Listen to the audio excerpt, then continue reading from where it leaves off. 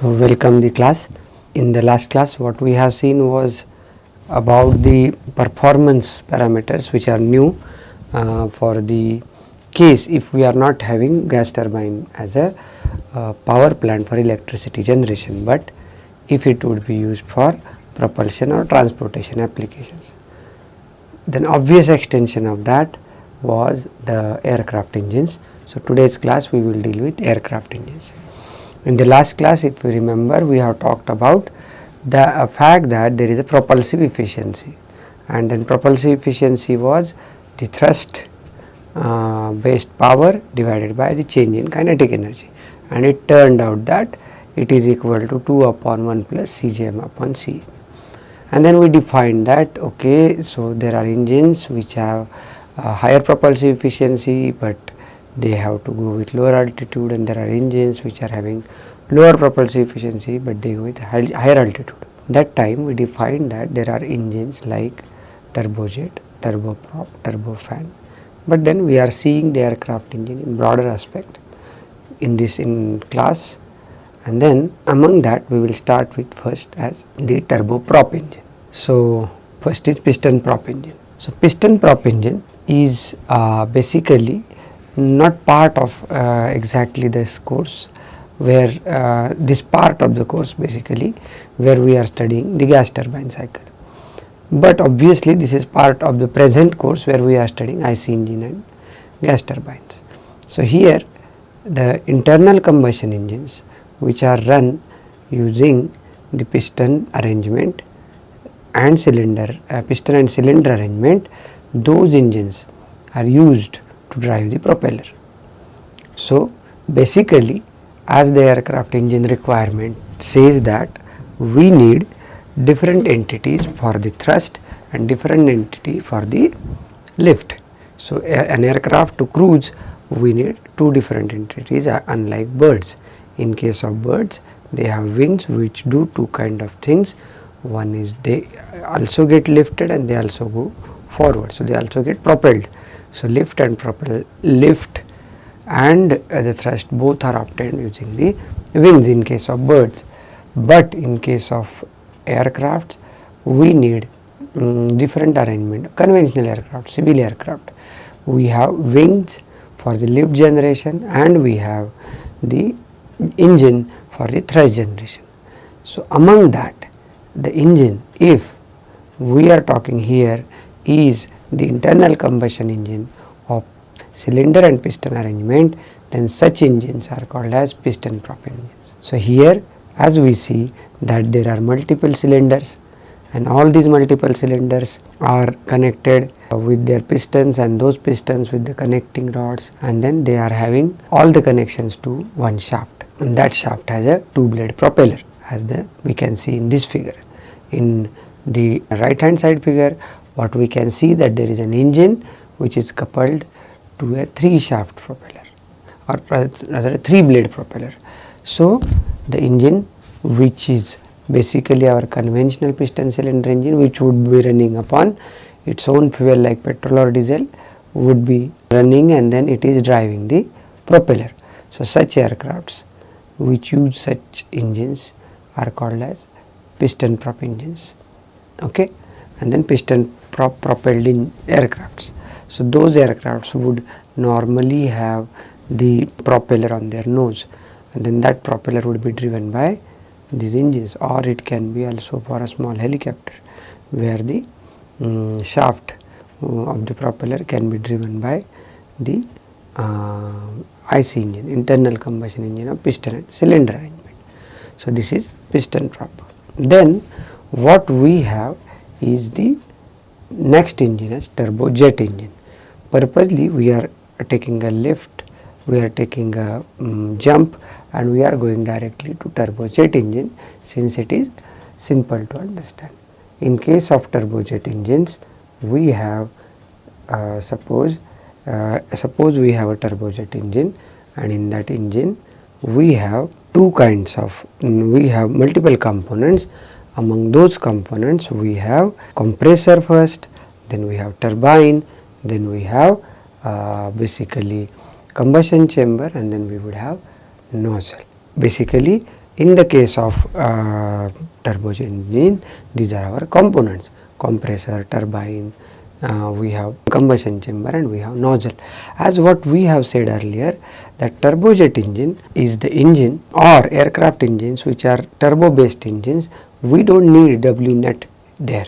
So what is our requirement over there is that we want that enthalpy to be remained in the nozzle inlet such that upon the enthalpy release, upon the enthalpy decrement, that energy can be converted into kinetic energy, and that kinetic energy will be used to the propulsion. So in that case we have a nozzle. So a conventional arrangement in a turbojet engine would initially be compressor, then multiple stages of compressors, then we will have combustion chamber, then we will have turbine, and then we will have nozzle. So multiple stages of compressor, combustion chamber, multiple stages of turbine and nozzle, and then this turbine would be running the compressor. And then what we have seen was there are multi-spool arrangements. So there can be high pressure compressor run by high pressure turbine, low pressure compressor run by low pressure turbine, or what we can have a single spool arrangement. So this is what we have seen in one of the early classes. Now basically the types of compressors which are required for a turbojet engine is the axial compressor or centrifugal compressor. We can have these kind of compressors as suitable for the turbojet engine. As the name suggests for this engine, here complete thrust is obtained from the jet. This power plant is same or similar to the power plant what we consider for electricity generation, since except the nozzle most of the components are same.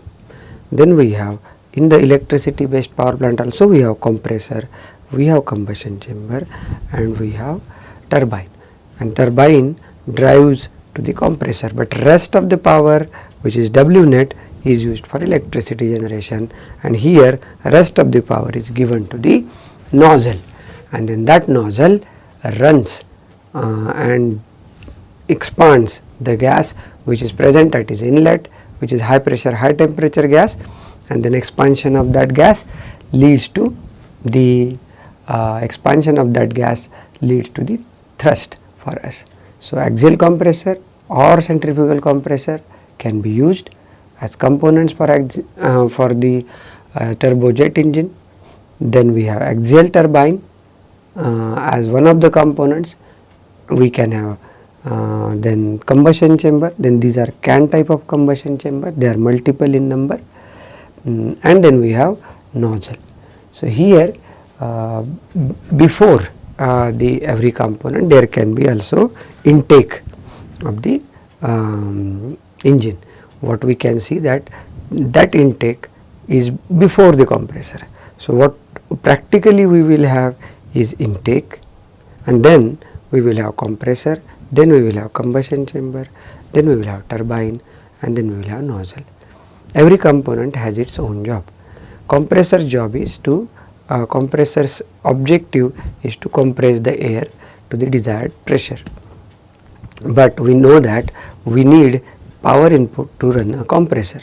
So to reduce the job of a compressor, we can actually take the help of the inlet momentum of the air, and then that inlet momentum can be used to raise the pressure in the form of a diffuser, and that diffuser section which is present before the compressor is called as intake. So intake would also compress the air, and then that compressed air would go to compressor, and then we would have combustion chamber where we will have fuel injected, fuel present for the combustion with high pressure high temperature air. Upon combustion, pressure and temperature, pressure expected to be remain constant, but temperature would increase, and then our nozzle would expected to increase the kinetic energy. So as we see that here we are having nozzle. Nozzle is an additional entity. It is only for propulsion, but there is one thing what especially written over here is a convergent nozzle. So nozzles can be of different types. and then those types of nozzle depend upon what is the exit condition which we are going to create. So, convergent nozzle will have a limitation that at the entry we are having very low velocity subsonic flow at the entry to the nozzle, but it has very high pressure and high temperature. Due to the pressure difference between intake and outlet, inlet and outlet of the nozzle, what we would have is an expansion, and in that expansion pressure decreases, temperature also decreases, and then velocity increases. But this increment in velocity increases the Mach number in the axial direction of the nozzle. So, the limit what we can get at the exit is Mach number 1, which is called as sonic. So, convergent nozzle would have sonic in outlet, but then if we want some other nozzle, then that other nozzle would lead to the supersonic outlet where we would have convergent divergent nozzle. But then these are the types of nozzle. What generally used for the turbojet engine is the convergent nozzle. Then this is the flow through the different components of the turbojet engine. So, as we have seen that first we are having air getting passed over the low pressure compressor, then high pressure compressor, and then we will have air which is going through the combustion chamber, and then it will go to the high pressure turbine and low pressure turbine, and then we have nozzle. So, this is the nozzle. So, then what we will be seeing in long run in the course next chapters, that the components of aircraft engine, where we are going to see how velocity is going to change in this direction and magnitude, may be in the compressor and maybe in the turbine. So, this is what depicted herein, since we know that in the compressor also there are two parts, where one is called as rotor and other is called as stator, and in the turbine there are again two parts, one is called as stator and other is called as rotor. So, these are the parts clearly shown over here. Then in case of turbojet engine there is one more entity which is called as afterburner. Once the flow passes from the compressor, combustion chamber and turbine, it is expected to expand, but there is some amount of oxygen which is unburnt here, since most of the time this combustion whatever it would take place, it would take place in the lean range. So, fuel is lean less and then oxidizer is more. So, we have more oxygen present in the air.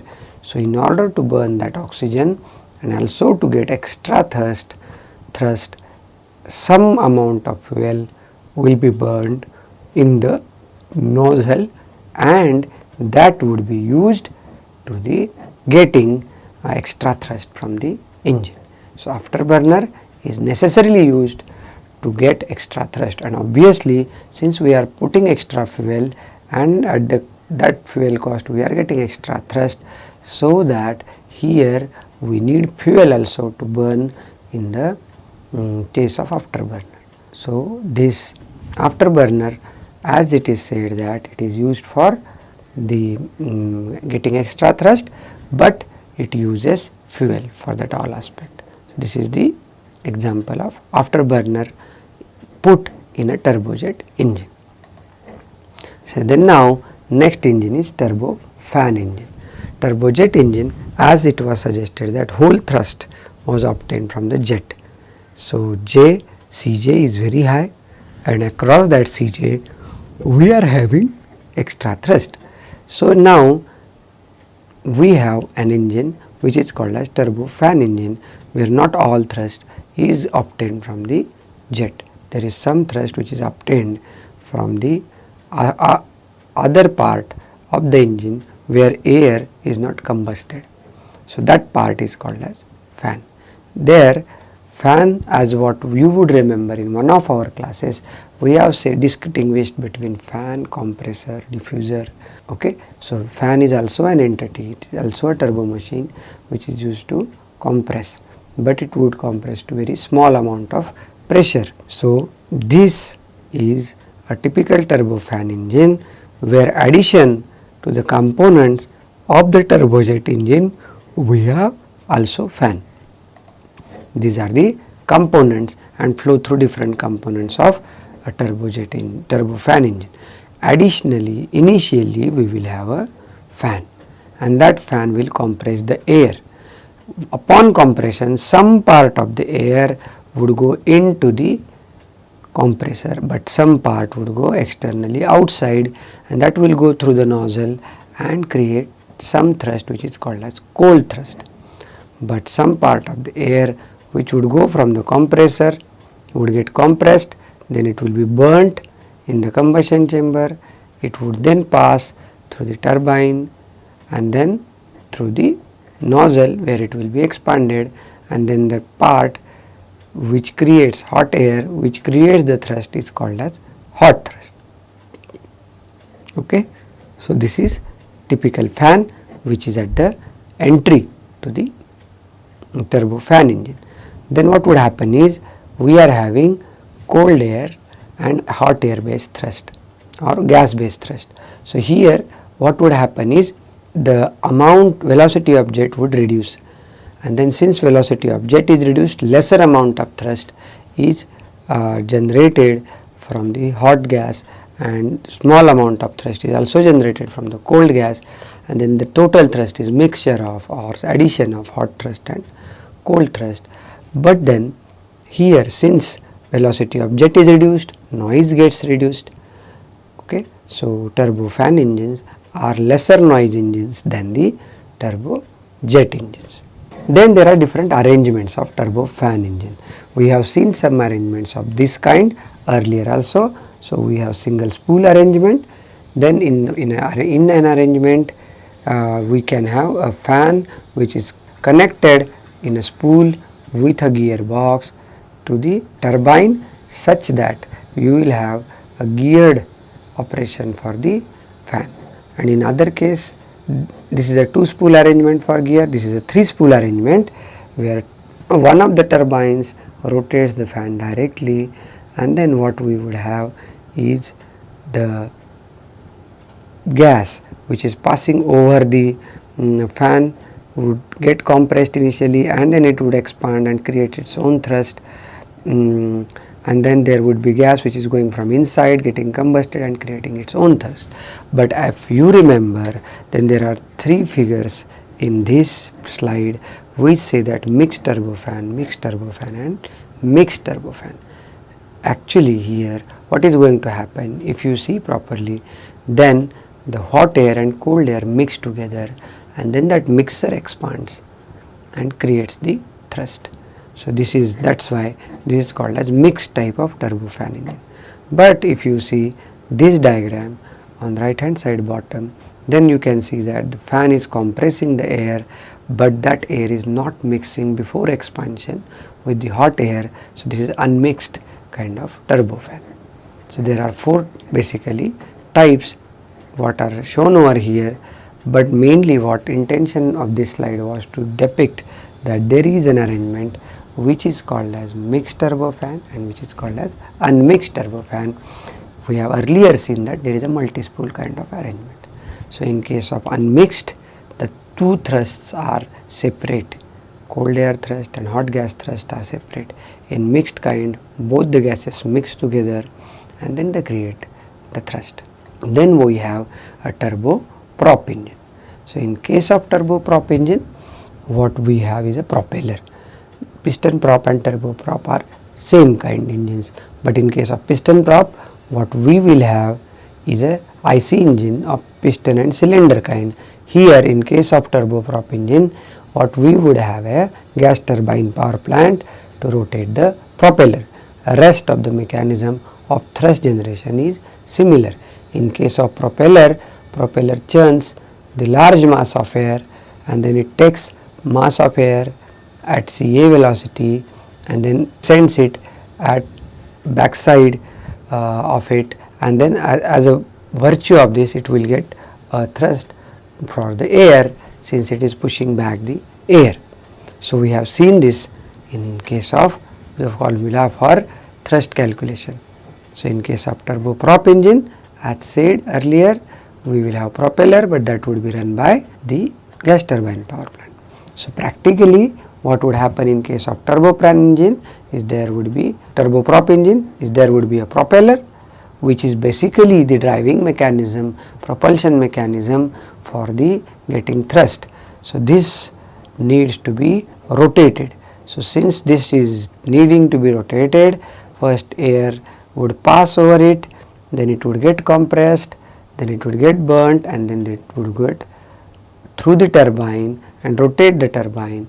Once the turbine rotates, then this propeller would run automatically, but propeller speed is less, so we need a gearbox to connect from the turbine to the propeller.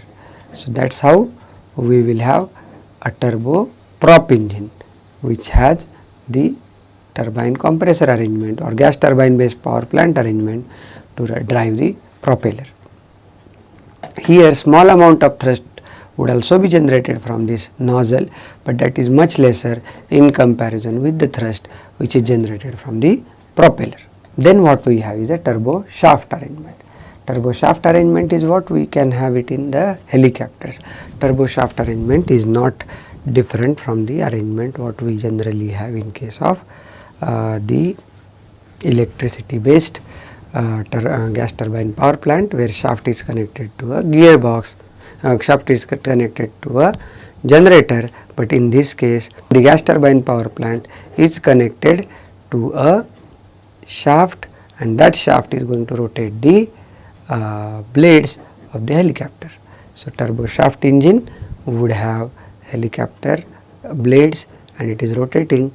The difference in helicopter and aircraft propulsion in general is what you will have the lift and the thrust both using the rotary blades. Here the arrangement of turbo shaft engine is same way as what we have in a general or conventional turbojet engine, except that the shaft which is connected to the turbine is also connected to a gearbox. So turbine runs the gearbox and hence the propeller. So practically turbine drives the compressor and propeller both in case of a turbo shaft engine. Then there are some more extra engines what we had talked about in the last class. So we have talked about scramjet and ramjet as two more engines. So in case of turbojet engines we have compressor to compress the air. Here generally the speed with which the propulsion system is supposed to move is subsonic speed. So Mach number, which is defined as velocity upon speed of sound, is less than 1. So if we want to go with higher Mach number, then there comes limitation to maximum Mach number what it can go for a turbojet engine. So although turbojet engines are available for supersonic Mach numbers, for very high Mach numbers, turbojet engines are not preferable. So then in that case we have two engines which are called as ramjet and scramjet engines. Both the engines are non-rotary engines. So there is no rotary part in this engine. Here the gas which is coming in to the engine, it is at the supersonic speed. So since it is at supersonic speed, this gas would encounter shock system or shock arrangement while passing through the intake, which is deliberately designed to have shock, so that gas would get compressed while passing through the intake shocks, and once it is compressed, then it would raise its pressure to the desired value as what the compressor would have raised in case of a turbojet engine. Then that high pressure, high temperature air would go into the combustion chamber. Upon combustion, it would expand in a nozzle. But in case of ramjet, that compression is going to lead to decrement in velocity, and that decrement is to such an extent that the combustion takes place in ramjet engine in subsonic speed. But in case of scramjet engine, the compression would take place in intake, then we would have combustion, but compression would not take place to an extent where gas would go or air would go from supersonic or hypersonic flow to subsonic flow. So in the combustion chamber of scramjet we will have supersonic combustion. As name suggests, scramjet supersonic combustion ramjet engine. So after combustion the gas will expand. The major difference after the process of combustion is in the nozzle. In the case of ramjet engine, nozzle has to be in convergent divergent section such that the entry to the nozzle is subsonic. So the convergent portion would lead to sonic exit and then further divergent portion would lead to supersonic exit. But such an requirement is not required in case of scramjet engine, since for the scramjet we have only divergent portion, since we have supersonic flow based combustion. So here we practically are going for higher Mach number. So here jet velocities are becoming higher and higher in case of ramjet and then further higher in case of scramjet engine. So this is the difference between different engines. As what we have seen, that propulsive efficiency decreases if the difference between or ratio of Cj by Ca or Cj minus Ca, if it is decreasing, if Cj minus Ca is increasing or Cj by Ca is increasing. So propulsive efficiency decrease from turbojet to ramjet and ramjet to scramjet. But these engines become more and more useful if we want to go for faster and faster speed, or if we want to go for higher and higher speed. Then we have flight regimes. What we have talked till time was about the application and different arrangements of the turbojet or turbo based engines or aircraft engines, but the turbo engines, which is turboprop, turbofan and turbojet, as what we have seen, if we remember, then we have said that there is thrust which is m dot Cj minus Ca, and then there is power which is based upon thrust, which is m dot Cj minus Ca into Ca. Then what we discussed was to increase the thrust, either we can just keep on increasing Cj for given m dot, or what we can do is for given Cj minus Ca we can increase m dot. So the turboprop engine are based upon higher m dots, but they will deal with lesser Cj minus Ca, and then that's why they will have higher propulsive efficiencies in case of turboprop engines. But the problem with turboprop engine is, since they deal with higher mass flow rate, you can see that they cannot go for higher altitudes, and then there is a limitation on rotation speed of the propeller, so they can't go with higher Mach number also. But now we have reduced the constraint of having the propeller, we are combusting most of the air. So in case of turbofan engine, some thrust is obtained from the cold part, but some thrust is actually obtained from the hot part, but that's why it lead to higher Mach number, and further we can go for higher altitudes. But then in case of turbojet engine, what we will have is further increase in Mach number, and what we will have is further increment in altitude. So turbojet engines prefer to have higher altitudes, and they can operate at very high, they can operate at supersonic Mach numbers also. So this is how the flight regimes are defined for different aircraft engines. Okay.